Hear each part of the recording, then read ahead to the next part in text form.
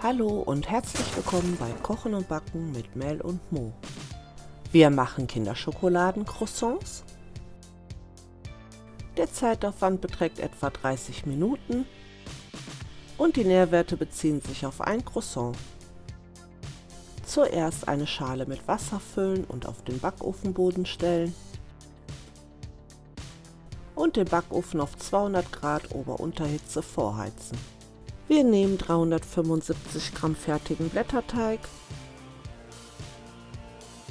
legen ihn doppelt und schneiden ihn in 4 Quadrate.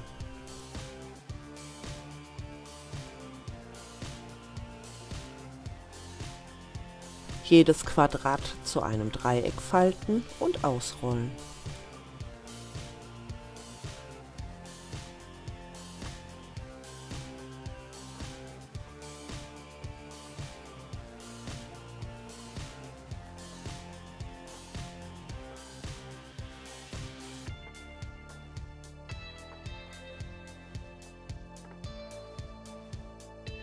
Das Dreieck mit 1 bis 2 Riegel Kinderschokolade füllen,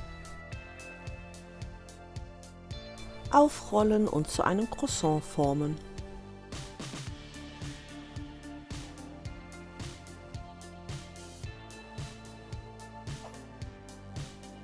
Die Croissants mit einem verquirlten Ei bestreichen.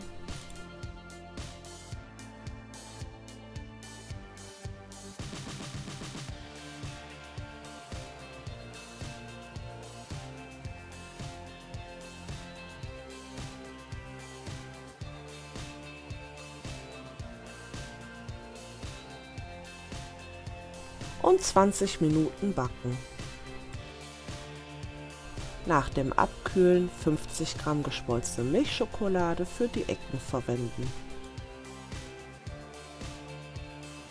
Um die Schokolade flüssiger zu machen, etwas Kokosfett hinzufügen.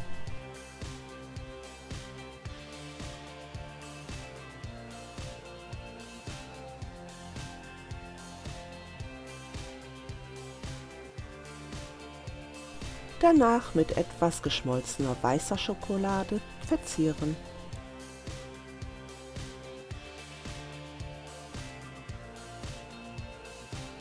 Danach die Schokolade trocknen lassen und genießen. Teilt unser Rezept mit euren Freunden und Familie und schaut euch noch andere tolle Rezepte von uns an. Danke!